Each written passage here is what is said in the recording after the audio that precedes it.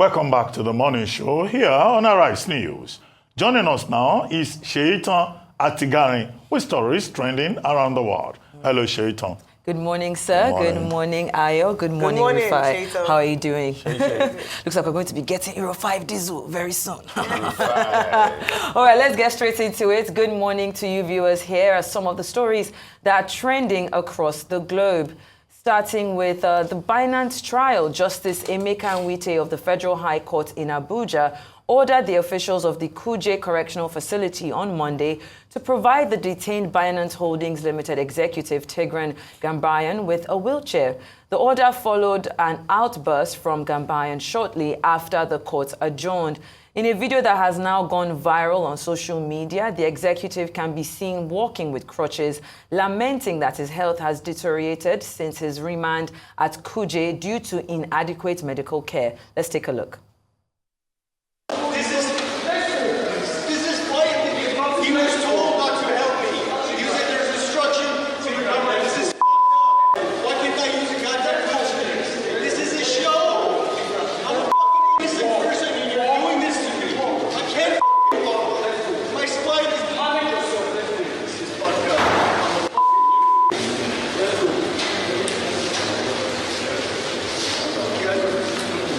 Don't make this. You can walk. Manage yourself. Hello. See, please. Baba, see. You're not fucking okay. I'm not talking to you.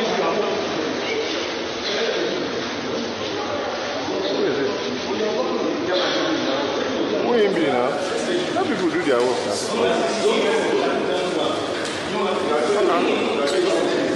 Let's do our job. Let's do our job.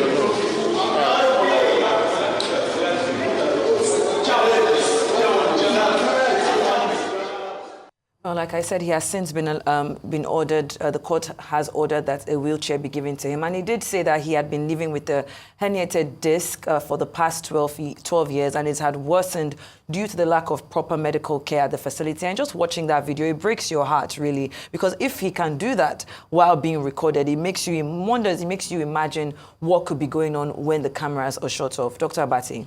Well, the basic principle is that for any person to be able to stand trial, he must be in a fit and proper condition. And he must have, access to his lawyers and all of that. The whole idea is to ensure fair hearing. Now, and I think it's on the basis of this that Justice Emeka Nwite, before now, had asked that the medical report, concerning this person, Gambaryan, should be presented in court. And I think it's also on the basis of this that Justice Emeka Nwite has said wheelchair should be provided for him. You will recall that two persons were arrested by the Nigerian authorities. One of them, Anjawala, escaped, remaining a Gambaryan. And the issue is about the economic interest of Nigeria. Money laundering, cryptocurrency fraud, on the basis of which Nigeria lost a lot of money to a company that is not even registered in Nigeria. So I think in terms of the judicial process, both Gambaryan's family and also, I hear, the American authorities putting pressure on Nigeria, who keep saying, oh, he should be released. We're interested in the matter. But Nigeria also has, a duty, a bounding duty, to defend its own national interest. I think what Nigeria lost in the Binance transaction was put at about 7 billion or so. And so, anyway, the matter is in court. I need not go into the details. But what is important is that he is placed and given the opportunity to be in a good condition for him to be able to stand trial. The second issue being made by the Nigerian authorities is that it's a flight risk. Now, if any accused person is a flight risk, the court will be a bit careful in granting the bail that his counsel is requiring to. After all, the Anjawala that escaped, we were told that Nigerian officials took him to a mosque to pray, and he just disappeared from the mosque until today. Nobody has been able to give any concrete explanation. So in that regard, the court will, try to be cautious, but that, he will be given, every needed medical care. I think that the correctional service has that responsibility to ensure that it's in fit shape to stand the trial. Ayo? Well, the FCC have come out to say that his condition is not as critical as it looks, but it doesn't look good.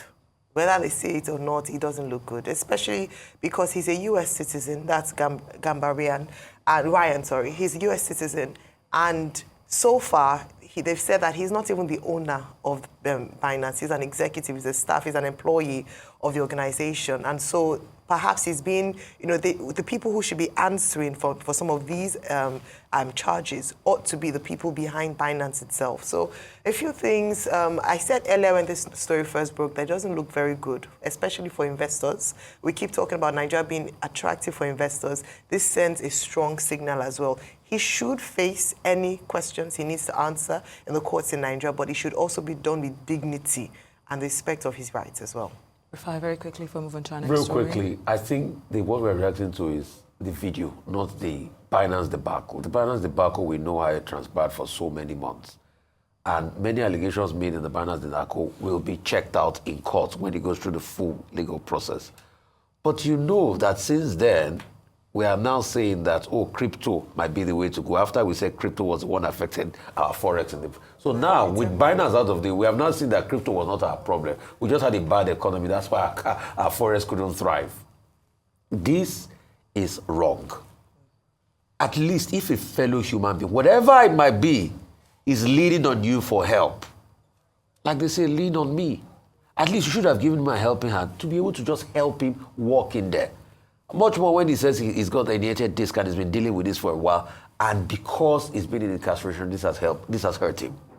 This is not to say that people do not fake it. I mean, we've had people that have fake things, that put all sorts of things on their neck or something that they just collapse when they have court cases and all of that. I don't support people like that. But when somebody at least asks for help, and I'm happy that the judge has said, okay, give him a wheelchair to be able to come in, it's just best you help them. You see, because this is a country we should never forget, that we abuse people, we torture people. This was a country where you had the likes of Franco Menka's Gulag. Let's never forget that. Let's never return to that past. Well, this story seems to have left a bitter taste in your mouth, so let's make it better. Well, I'm giving you good news this morning because the governor of Enugu State, Peter Mbah, has renamed the Obinagu Road, reconstructed by his administration, after the music icon Mike Ejeagha, describing him as a great legend. Mbah made the pronouncement when he commissioned 4 roads in the Abakpa and Nike area of Enugu, including the Mike Ejeagha Crescent. He noted that the state government deemed it wise to celebrate the Ungwo Kruna while he was still alive, describing the event as a fulfillment of his administration's social contract with the people of the state. Governor Mbah also reiterated his administration's commitment to embarking on several human-oriented projects. Let's take a look.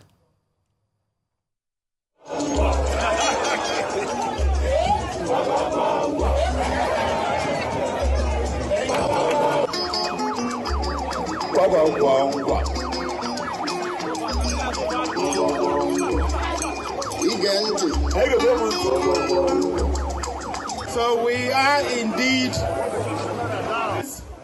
indeed my honor and privilege to commission the Obinagu Mike Ejeagha Road, now newly named Mike Ejeagha Road, for the benefit of the Enugu. Amen.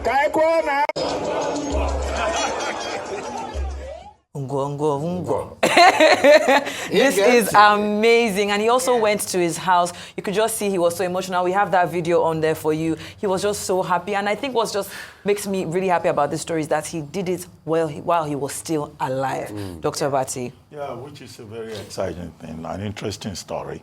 Many artists, they end up not being honored, not being properly appreciated. That Ungongo song is from another title, Konye Sinche something, but someone took it, Balo Jota. Brain Jota. Yes. Brain Jota took it and he turned it into, a very popular song. And since then, a man who is 92 years old has been noticed again. His first hit was in 1960.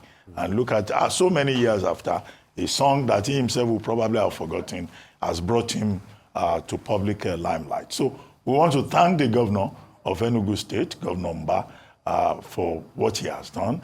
The road, the Obinagu Road, that is now named after Ijaga, we're told leads to his home. So even in his old age, he's received, very good reward for his accomplishment as an artist. Well, the state government also says they will take over, the responsibility of caring for him. Well, even at 92, I'm sure that there is still, something that they can do for him in terms of support for his upkeep. But it should be a lesson here for every artist that, look, the work is not about immediate reward, right? You put yourself into your art in such a way that, there could be long-term reward. The way a lot of young men are hustling for instant reward, Pai Yaga's example shows that if you have a work of quality, someday it will be discovered and you'll be celebrated for it. I think his story also demonstrates the power of social media. Yeah. We have to say that.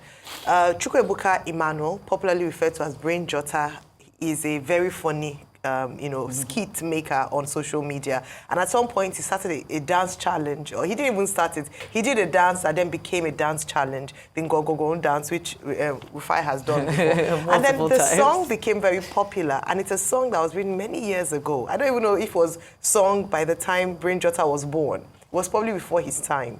But it's great to see the reward of a man who's worked for decades and decades. He's been credited as being, making a huge contribution to the indigenous Igbo language using songs, So I just think I remember when we had the governor of Anambra State last week, the video of him dancing doing the dance challenge as well. I was going to say that I hope the Enugu State governor as well has done something for, Gentleman Mike Ejeha, which is also known as, and I'm glad to see that this is happening. And like you said, in his lifetime. He's old now. I'm hoping that this would also be a lesson for other greats who are still alive and with us. I wish Sir Victor Waifo would get that same accolade from Edo State, for instance. There are a few legends of our time who are still alive, who should be recognized, and I'm hoping that governors, private sector organizations would also see fit to reward them. Well, Sir Victor is passed. That's the sad one. Children, but I think the lessons we should learn from this is, number one, we should bolster our music industry to ensure that people get their royalties and their music. Mike Ejaka suffered a lot from record labels in his time. What are we doing as regards that? Secondly, we should also help to bolster the music system in Nigeria, that we should have a system where we can recognize those that have done well for this country and give them something. It's not only when they trend on Twitter. Thanks to the Enugu State governor, but what about the other people that were legends that did great things? I used to be a big fan of Ishioku TV series then in Enugu, but I don't know what, became of people like that. Thirdly, we must also ask the governor that it's not only after Ogogongwong's road. What about the people in Enugu that just want good road to their area that can't sing Ogogongwongo? Have you done their roads?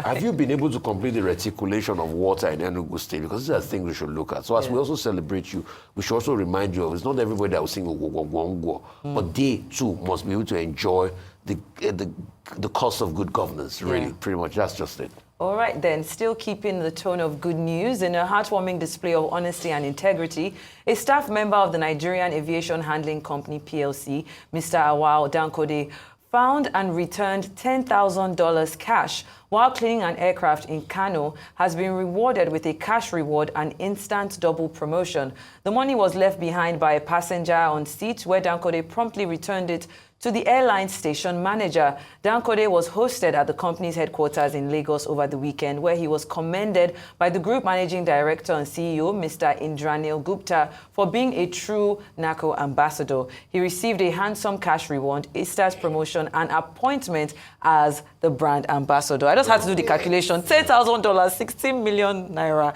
just like that in this economy. And they returned it. Glory be to God.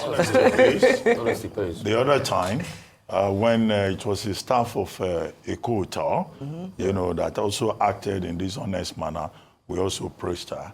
And now we have a staff of NACO in Kano. It was an Egypt Air flight, and they found $10,000 on the seat while they were cleaning the aircraft. Now, at a time of difficult survival in Nigeria, that is even what makes his, his example worthy of emulation by other staff. He was given cash award.